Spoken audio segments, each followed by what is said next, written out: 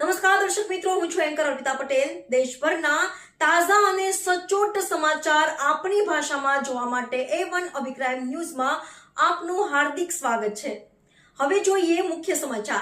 ગાંધી જયંતિ નિમિત્તે પુષ્પાંજલિ કાર્યક્રમનું આયોજન કરતી અંજાર નગરપાલિકા દ્વારા ધારાસભ્ય ત્રિકમભાઈ છાંગાની પ્રેરક ઉપસ્થિતિમાં તથા નગરપાલિકાના પ્રમુખ વૈભવભાઈ દીપકભાઈ કોટરાણીના અધ્યક્ષસ્થાને અલગ અલગ કાર્યક્રમો યોજાયા હતા।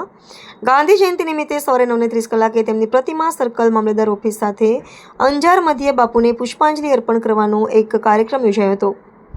આ પ્રસંગે ધારાસભ્ય શ્રી ત્રિકમભાઈ છાંગાએ વક્તવ્ય આપતા ગાંધીજીના જીવન પર પ્રકાશ પાડી તેમણે કરેલા આઝાદીના જંગ માટે અહિંસક આંદોલનની વિસ્તૃત ચર્ચા કરી હતી। ત્યારબાદ ઉપસ્થિત સૌ મહાનુભાવોએ ગાંધીજીની પ્રતિમાને હાર રોપણ કરી પુષ્પાંજલિ અર્પણ કરી હતી। આ ઉપરાંત ભારત સરકાર દ્વારા સ્વચ્છ ભારત મિશનના 11મા વર્ષની ઉજવણીના ભાગરૂપે સ્વચ્છતા હી સેવા 2025ના નારા સાથે આ વર્ષને સ્વચ્છોત્સવ તરીકે ઉજવવાનું નક્કી કર્યું છે।